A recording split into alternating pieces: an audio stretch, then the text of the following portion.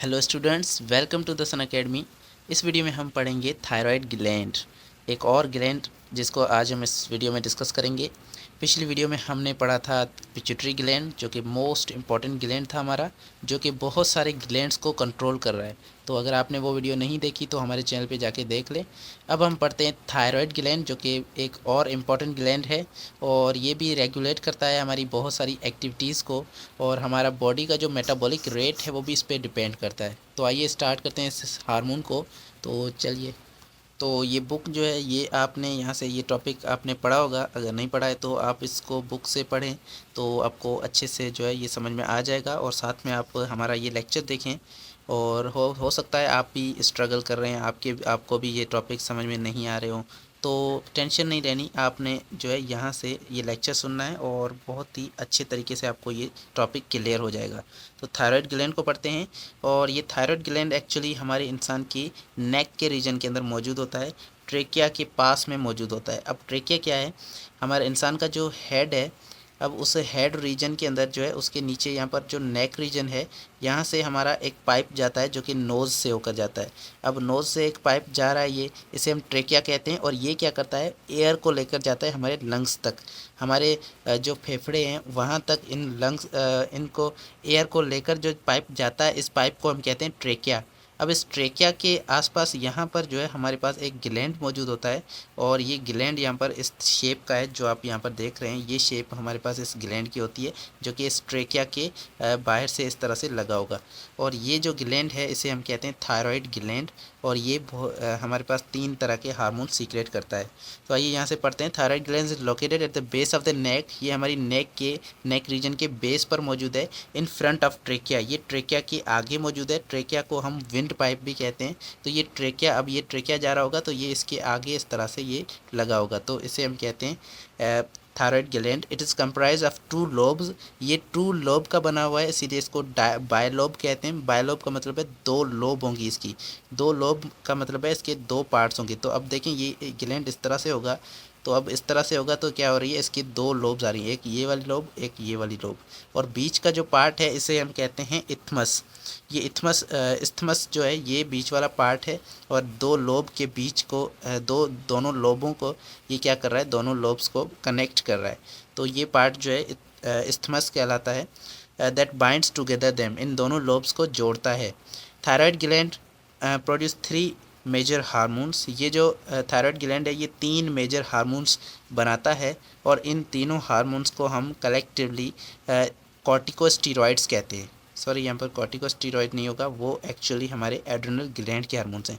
तो ये हार्मोन्स जो है ये हमारे पास एक है T3 और एक है T4, और ये जो है T3 और T4 ये इनके शॉर्ट फॉर्म है। अगर आप इसका पूरा नाम देखें तो इसका नाम है ट्राई आयोडोथायरोनिन और टेट्रा आयोडोथायरोनिन, और चौथा हमारे जो तीसरा है वो है कैल्सीटोनिन। अब 3 हार्मोन है, अपने नाम याद करने हैं, एक है ट्राई आयोडोथायरोनिन और एक है टेट्रा आयोडोथायरोनिन और एक है कैल्सीटोनिन। अब टेट्रा आयोडो इसे इसलिए कहते हैं क्योंकि इसके अंदर आयोडीन जो है, आयोडीन के मॉलिक्यूल वो कितने होंगे, वो इसके अंदर 4 आयोडीन मौजूद होंगे, तो इसे टेट्रा आयोडीन कहते हैं। और यहाँ पर 3 आयोडीन होंगे तो इसे ट्राई आयोडोथायरोनिन कहते हैं।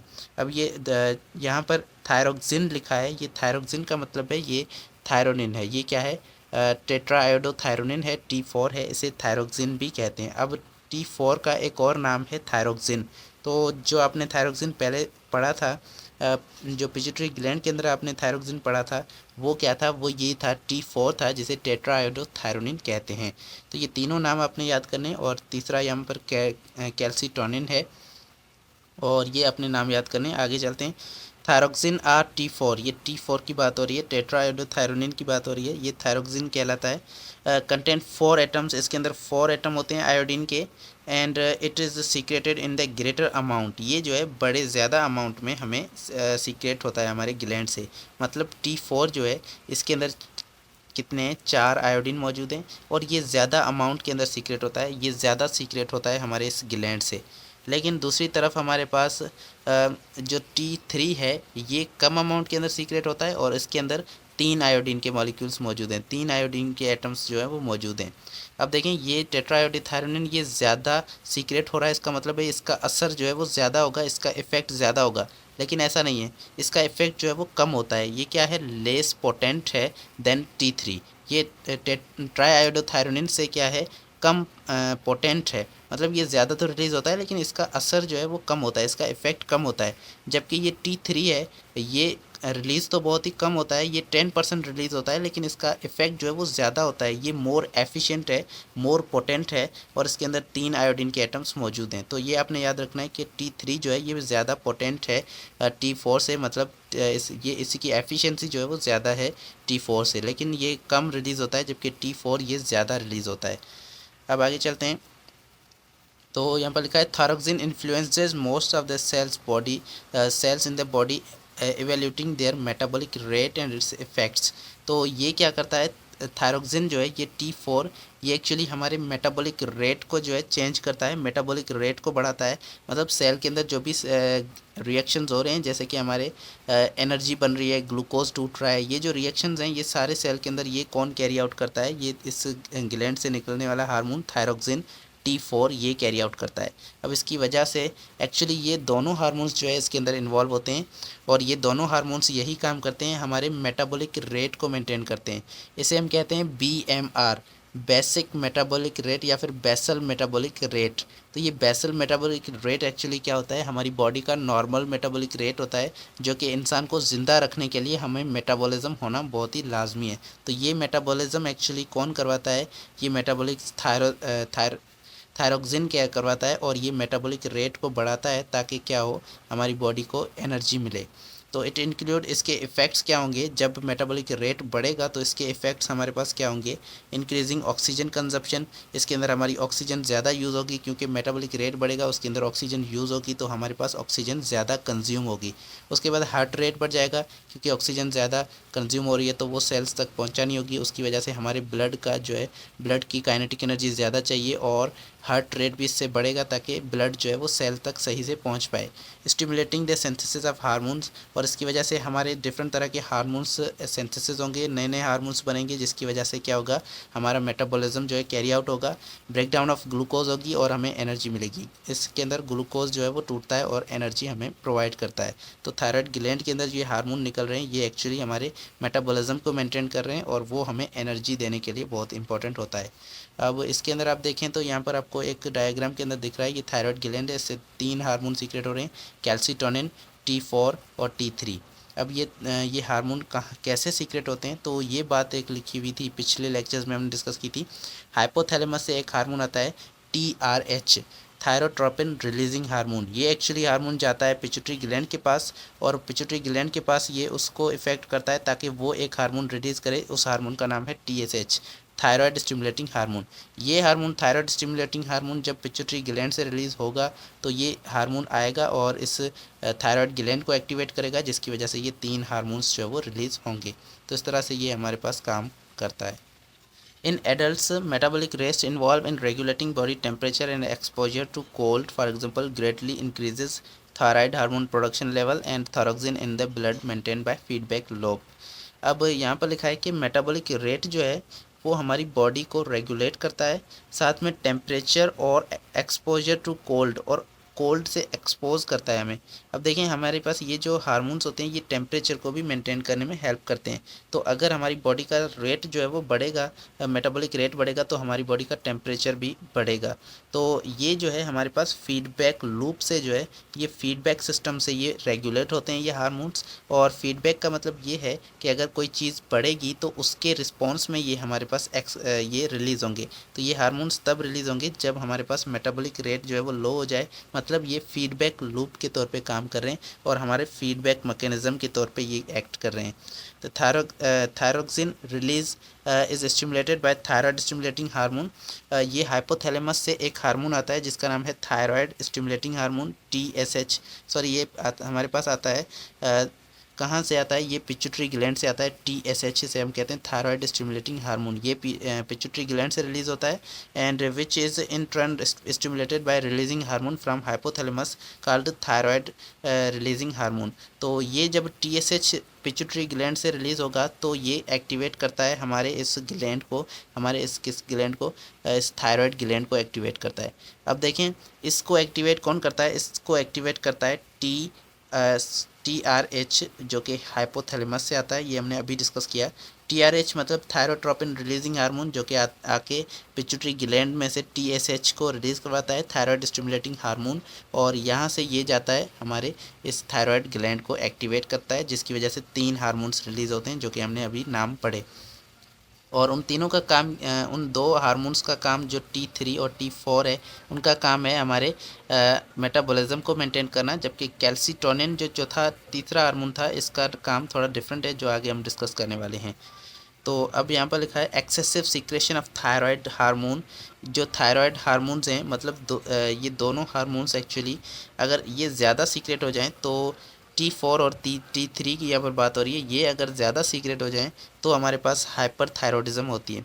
अब हाइपर थायरॉयडिज्म एक ऐसी कंडीशन है जिसके अंदर ये हार्मोन क्या होंगे, इनकी लेवल बढ़ जाएगी और ये ज़्यादा सीक्रेट होंगे, ज़्यादा प्रोड्यूस होंगे, और इसकी वजह से कुछ सिम्टम्स आते हैं जैसे कि प्रोफ्यूज़ स्वेटिंग, मतलब हमें ज़्यादा स्वेटिंग होगी, और ये फजूल जो है वो स्वेटिंग होगी हमें, क्योंकि मेटाबॉलिक रेट बढ़ चुका होगा, और इसकी वजह से वेट लॉस होगा इंसान का।